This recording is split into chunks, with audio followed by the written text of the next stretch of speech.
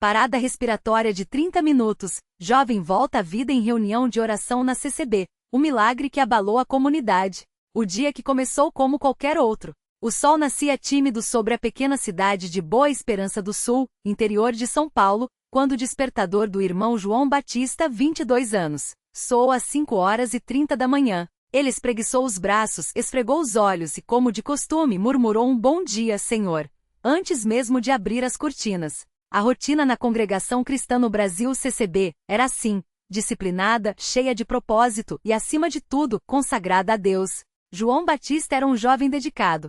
Trabalhava como mecânico em uma oficina local, mas seu verdadeiro chamado era o serviço no templo. Todas as manhãs, antes do expediente, ele passava pela casa de oração para ajudar na limpeza, arrumar as cadeiras e, quando possível, tocar o violão nos cultos. Sua mãe, Irmã Maria de Lourdes, uma mulher de fé inabalável, sempre dizia: "Meu filho, o Senhor tem um plano para você. Só não sabemos ainda qual é." Naquela manhã, porém, algo parecia diferente. João sentia um peso no peito, uma espécie de pressentimento que não conseguia explicar. Enquanto tomava seu café com pão de queijo, feito pela irmã Ana Clara, uma das diaconisas mais queridas da congregação, ele olhou pela janela e viu as nuvens escuras se aproximando. Vai chover hoje, pensou. Mas não era a chuva que o incomodava. Era algo mais profundo, como se uma batalha espiritual estivesse prestes a começar. O culto que mudaria tudo. Às 19h, o templo da CCB já estava lotado. Era uma reunião de oração especial convocada pelo presbítero Samuel, um homem de poucas palavras, mas de uma unção poderosa. O tema da noite era a fé que move montanhas, e o irmão Josué, um dos pregadores mais jovens, havia sido escolhido para ministrar a palavra. João Batista chegou cedo, como sempre. Ajudo a organizar os inários, verificou se os microfones estavam funcionando e, antes de sentar, cumprimentou vários irmãos. A paz do Senhor, irmão. Deus te abençoe, João. O culto começou com hinos de adoração. As vozes se elevavam em uníssono, cantando glória a Deus nas alturas, com uma emoção que só quem já sentiu a presença do Espírito Santo pode entender. João, que estava ao lado do irmão Mateus, seu melhor amigo desde a infância, sentiu uma onda de calor percorrer seu corpo. Ele fechou os olhos e começou a orar em voz baixa. Senhor, usa-me esta noite. Fala comigo. Mostra-me o teu caminho. Mas então, algo inesperado aconteceu. O desmaio que abalou a congregação. Estavam no terceiro hino, Jesus, amigo fiel, quando João Batista vacilou. Seu corpo começou a tremer, os joelhos fraquejaram, e ele desabou no chão com um baque seco que ecoou pelo salão. João! Gritou o irmão Mateus, ajoelhando-se ao seu lado. Chamem o presbítero. Rápido! Ordenou irmã Ana Clara, já com as mãos sobre a testa do jovem. O templo silenciou. Os cânticos cessaram. Todos os olhos se voltaram para o corpo inerte de João, que agora estava pálido, os lábios arroxeados, os olhos revirados. O irmão Daniel, que era enfermeiro, correu para verificar os sinais vitais. Ele não está respirando. Anunciou com a voz trêmula. Não tem pulso. Um grito coletivo de desespero ecoou. Muitas irmãs começaram a chorar. O presbítero Samuel, que estava no púlpito, desceu correndo, ajoelhou-se ao lado do jovem e impôs as mãos sobre ele. Em nome de Jesus, este jovem não morrerá, declarou com uma autoridade que só vem do alto. 30 minutos de silêncio e oração desesperada. O relógio na parede marcava 19h47 quando João Batista parou de respirar. Os minutos que se seguiram foram os mais longos da vida daqueles presentes. Orem, irmãos. Orem com fé. Clamava o presbítero, enquanto as lágrimas escorriam por seu rosto marcado pelo tempo e pela sabedoria. As mãos se ergueram. Vozes se misturavam em línguas estranhas, outras clamavam em português. Senhor, não nos deixes. Devolve-nos este jovem pai. Jesus, tu és o médico dos médicos. O irmão Elias, um homem de quase 80 anos, conhecido por sua fé inquebrantável, aproximou-se e derramou azeite sobre a testa de João, como nos tempos bíblicos. Pelo sangue de Jesus, ordeno que a vida volte a este corpo. Mas os minutos passavam. 5, 10, 15, 20. Alguns já começavam a perder a esperança. A irmã Ruth, mãe de 3 filhos, sussurrava. Será que Deus vai levá-lo? O irmão Mateus, ajoelhado ao lado do amigo, chorava como uma criança. João, não nos deixe. Acorda, irmão. Lembra daquela vez que a gente pescou no rio? Lembra quando a gente orou pela irmã Clara e ela foi curada? Deus não vai te levar agora. Mas João continuava imóvel. Seu peito não se movia. Seu rosto estava frio. O milagre que ninguém esperava. Quando o relógio marcou 20h17, algo sobrenatural aconteceu.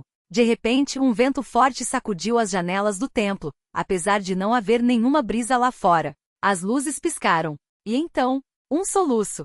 João Batista arqueou as costas, abriu os olhos de repente e aspirou o ar com força, como se estivesse saindo de um longo mergulho. Glória a Deus! Gritou o presbítero Samuel, levantando-se de um salto. O templo explodiu em louvor. Mulheres choravam de alegria, homens se abraçavam, crianças pulavam. O irmão Mateus jogou-se sobre João, abraçando-o com força. Você voltou, irmão.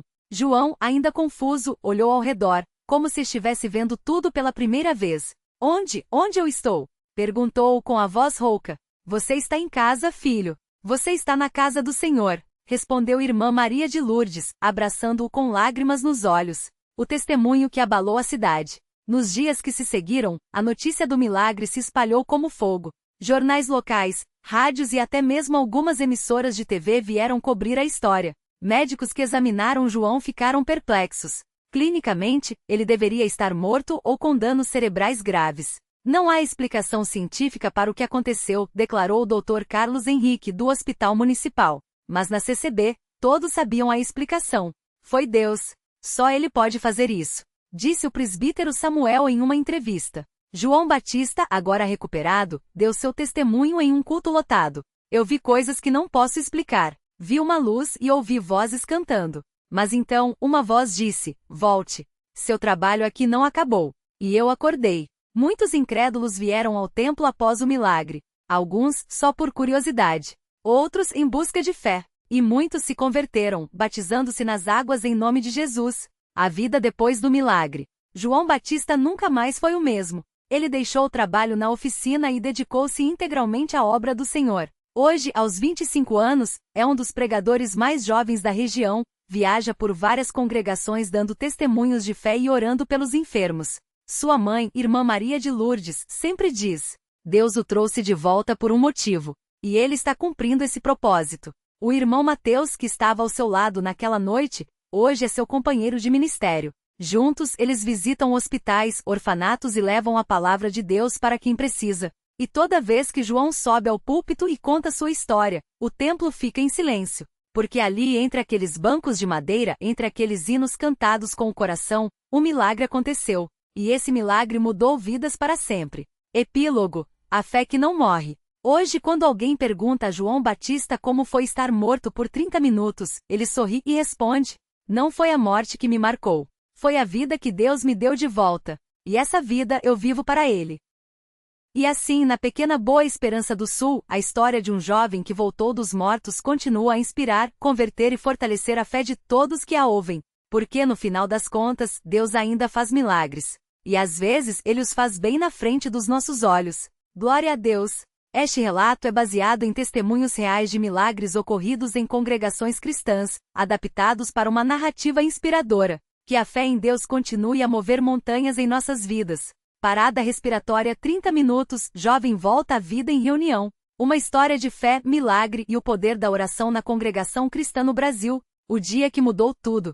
O sol de Boa Esperança do Sul queimava forte naquela tarde de sábado. As ruas de terra batida da pequena cidade interiorana estavam quase desertas, pois a maioria dos moradores já se preparava para a reunião noturna na congregação cristã. João Batista, então com 22 anos, havia acabado de chegar do trabalho na lavoura. Seu rosto, marcado pelo suor e pela poeira, ainda trazia o cansaço de mais um dia de luta. Mas para ele não havia lugar melhor para descansar a alma do que entre os irmãos na casa de oração. Vou só tomar um banho rápido, mãe. Não quero chegar atrasado, disse ele, enquanto passava pela cozinha, onde sua mãe, Dona Maria, amassava pão para o jantar. Tá bom, filho. Mas não demora que o irmão Paulo já chegou e tá esperando os jovens para a classe bíblica antes da reunião, respondeu ela, sem tirar os olhos da massa. João sorriu. O irmão Paulo era um dos obreiros mais dedicados da congregação, sempre cheio de histórias da Bíblia que faziam os jovens refletirem. Ele não perdia uma aula por nada. Enquanto a água fria da torneira escorria por seu corpo, João fechou os olhos e agradeceu a Deus por mais um dia.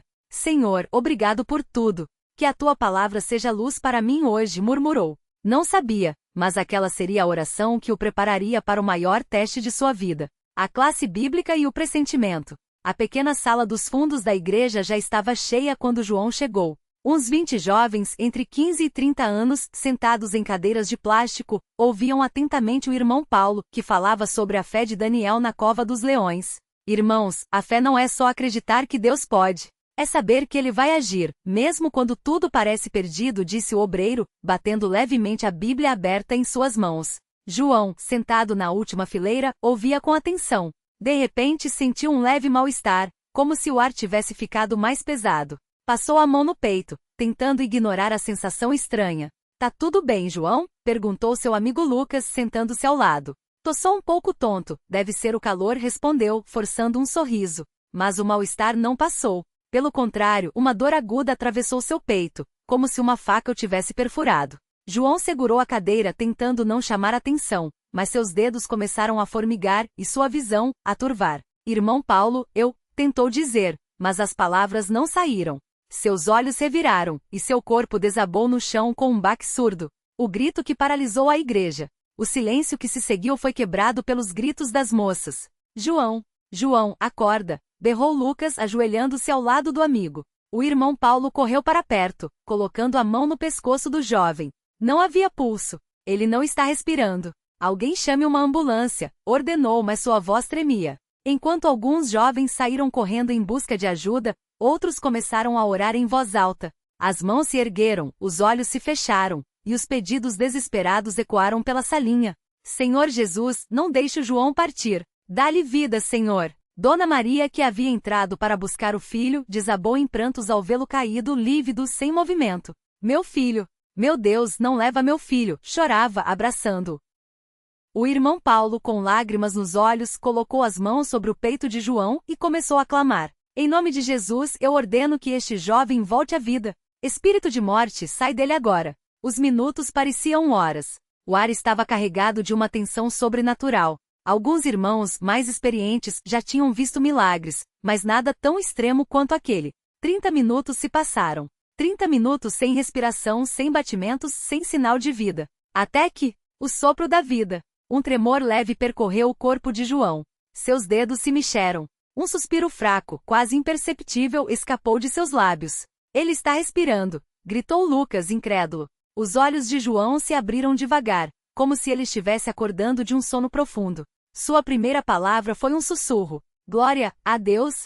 A sala explodiu em louvor. Alguns caíram de joelhos, outros ergueram as mãos cantando hinos de gratidão. Dona Maria, tremendo, abraçou o filho como se nunca mais fosse soltá-lo. Filho, você voltou! Você voltou! Repetia, entre lágrimas. João, ainda fraco, tentou se sentar. Seu olhar estava diferente, como se tivesse visto algo que ninguém mais podia enxergar. Eu vi uma luz. E uma voz disse, não é a tua hora. Volte. O irmão Paulo, emocionado, segurou suas mãos. Deus te deu uma segunda chance, João. Agora, você tem que viver para Ele. O testemunho que abalou a cidade. Naquela noite, a reunião na congregação cristã não foi como as outras. A notícia do milagre já havia se espalhado, e o templo, que normalmente ficava cheio, estava lotado além da capacidade. Até os que não eram da igreja vieram para ver o jovem que voltou dos mortos. Quando João subiu ao púlpito acompanhado pelo irmão Paulo, um silêncio reverente tomou conta do lugar. Ele olhou para aquela multidão, rostos conhecidos, outros não, e sentiu o peso da responsabilidade. Não era mais apenas João, o filho de Dona Maria, o jovem da lavoura. Agora ele era uma prova viva do poder de Deus. Irmãos, começou com a voz ainda trêmula, hoje eu deveria estar morto. Os médicos disseram que 30 minutos sem oxigenação no cérebro causam danos irreversíveis. Mas aqui estou eu, de pé, sem sequer uma dor de cabeça. Porque Deus é maior do que a medicina. Deus é maior do que a morte. Muitos choravam. Outros levantavam as mãos em adoração. Uma mulher na última fileira que havia perdido o filho há alguns meses, caiu de joelhos clamando. Senhor, se o Senhor ressuscitou esse jovem, pode ressuscitar a minha fé. E assim, naquela noite não foi apenas João que voltou à vida. Foi a fé de uma cidade inteira. Os dias que seguiu, entre milagres e provações. Nos dias seguintes, a vida de João virou um redemoinho. Jornais locais quiseram entrevistá-lo. Médicos o examinaram, incrédulos, sem encontrar nenhuma explicação científica. Alguns céticos disseram que era sorte, que ele havia apenas desmaiado. Mas João sorria e respondia: sorte não abre os olhos de um morto. Só Deus faz isso. Sua mãe, Dona Maria, não o deixava sair de casa sem antes ungir sua testa com óleo e orar por ele. Filho, você agora é um alvo do inimigo. Ele não vai querer que você conte esse milagre, alertava. E ela tinha razão. Nem tudo foram rosas. Uma semana depois do acontecido, João começou a ter pesadelos. Sonhava com uma figura escura que sussurrava: você deveria ter ficado. Acordava suado, o coração acelerado. Procurou o irmão Paulo que o orientou. Isso é guerra espiritual, João. O diabo está com raiva porque você escapou das mãos dele. Mas você tem uma arma, a palavra de Deus. Toda vez que esse medo vier, declare: o Senhor é meu pastor, nada me faltará. João seguiu o conselho. E aos poucos os pesadelos foram diminuindo. A mudança na congregação. O milagre de João trouxe uma transformação na pequena congregação de Boa Esperança do Sul. Antes, as reuniões tinham uma média de 50 pessoas. Agora, mais de 200 se apertavam nos bancos de madeira, muitos em pé nos corredores. Os jovens que antes chegavam atrasados ou desanimados, agora chegavam cedo, ávidos por aprender. As classes bíblicas que antes tinham pouca participação, viraram ponto de encontro dos moços da cidade. Se Deus pode ressuscitar o João, Ele pode mudar a minha vida também, dizia um rapaz que antes vivia nas drogas, mas que após ouvir o testemunho, entregou-se a Cristo. Até os mais velhos que já estavam na fé há décadas, sentiram um renovar. Eu já vi muitos milagres, mas esse foi diferente, confessou o irmão Antônio, um dos mais antigos da igreja. Foi como se Deus dissesse: eu ainda estou aqui. O batismo que selou a promessa. 3 meses depois do milagre, João foi batizado nas águas do rio que cortava a cidade. Foi um dia de festa. A congregação inteira se reuniu na margem, cantando hinos enquanto o irmão Paulo, com voz firme, declarou: João Batista, você morreu para o mundo, mas Deus te deu uma nova vida. Agora, você morre para o pecado e ressuscita para Cristo. Quando João emergiu das águas, o sol brilhava tão forte que parecia um sinal divino. Muitos disseram ter visto uma luz diferente ao redor dele. Sua mãe, emocionada, segurou sua toalha, chorando. Agora sim, meu filho, você está seguro. Os desafios da fama espiritual. Mas nem tudo foi fácil. Com a fama do milagre vieram também as tentações. Um dia, um homem de outra denominação chegou à cidade, dizendo que João tinha um dom especial, e que deveria ir com ele para curar pessoas em grandes cruzadas. Deus te escolheu para coisas maiores, João. Você pode ser um grande pregador, ganhar dinheiro, viajar o mundo, disse o homem com um sorriso convincente. João ouviu, mas algo dentro dele não se encaixava. Procurou o irmão Paulo que o advertiu. João, cuidado com os lobos em pele de cordeiro. Deus não te salvou para você virar uma celebridade. Ele te salvou para você servir. Se for para pregar, que seja aqui entre os teus. Sem holofotes, sem interesse. João entendeu. Recusou a oferta e continuou sua vida simples, trabalhando na lavoura de dia, servindo na igreja à noite. O encontro com o médico cético. Um dos momentos mais marcantes após o milagre foi quando João foi chamado para dar seu testemunho em um hospital da cidade vizinha. O médico, o Dr. Carlos, que havia ouvido falar do caso, quiseram examinar João pessoalmente. Olha, rapaz, disse o médico após uma bateria de exames, eu não acredito em milagres. Mas teu cérebro não mostra nenhum sinal de dano por falta de oxigenação. Isso não tem explicação médica. João sorriu. Doutor, a explicação não está nos exames. Está aqui, disse, apontando para o coração.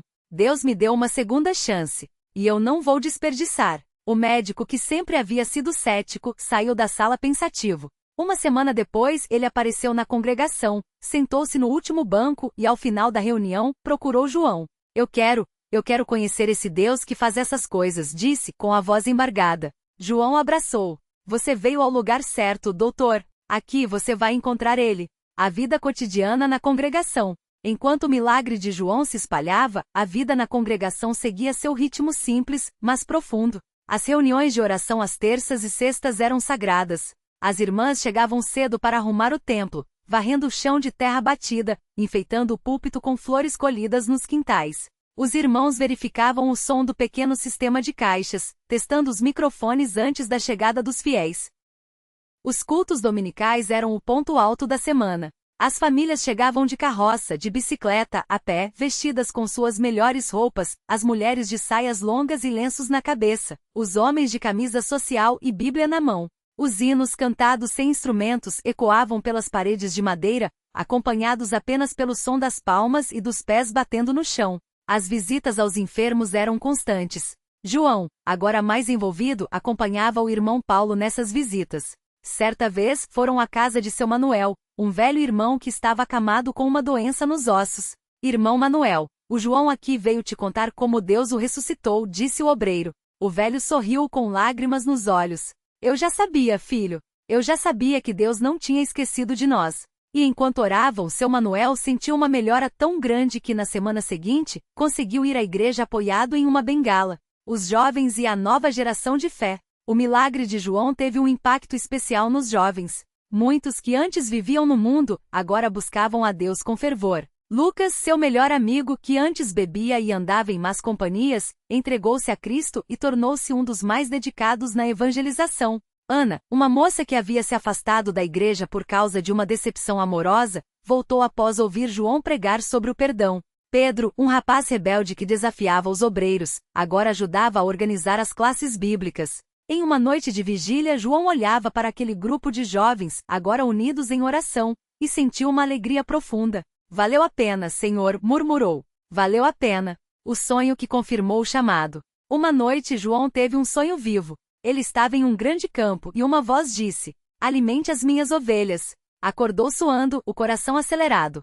Sabia que aquilo não era um sonho comum. No dia seguinte procurou o irmão Paulo. Eu acho que Deus está me chamando para ser obreiro, disse com a voz trêmula. O obreiro sorriu, colocando a mão em seu ombro. Eu já sabia, João. Desde o dia em que você voltou. Deus tem um plano para você. E assim, após um período de preparação, João Batista foi ordenado como obreiro auxiliar. Sua primeira pregação foi emocionante. Falou sobre a fé que move montanhas, sobre a esperança que não morre e sobre o Deus que ressuscita os mortos. Quando terminou, o templo inteiro estava de pé cantando: Glória, glória, aleluia! Glória, glória ao Senhor! O legado de um milagre. Anos se passaram. João, agora um obreiro dedicado, viajava por pequenas cidades levando a palavra de Deus. Sua história era contada e recontada, inspirando milhares. Mas ele nunca esqueceu de Boa Esperança do Sul, sua pequena congregação, onde tudo começou. Toda vez que voltava, era recebido com abraços, lágrimas e testemunhos de vidas transformadas. Irmão João, foi por causa de você que eu voltei para Deus, dizia um. Seu testemunho me salvou do suicídio, confessava outro. E João, humildemente, respondia: não fui eu, foi Deus. Eu só fui um vaso nas mãos dele. A última lição. Certa vez, um jovem lhe perguntou: irmão João, como o senhor faz para ter tanta fé? João sorriu, lembrando-se daquele dia em que esteve morto por 30 minutos. Fé não é algo que a gente tem, é algo que a gente vive, todos os dias, nas pequenas coisas, nas grandes batalhas. Deus não quer a nossa fé só nos momentos de milagre. Ele quer a nossa fé na rotina, no trabalho, na família, na igreja. Porque a verdadeira fé não morre. E assim, na pequena Boa Esperança do Sul, a história de um jovem que voltou dos mortos continua a ecoar, não como um fato isolado, mas como um lembrete diário. Deus ainda faz milagres. E Ele os faz através daqueles que creem. Glória a Deus! Este relato é baseado em testemunhos reais de milagres ocorridos em congregações cristãs, adaptados para uma narrativa inspiradora, que,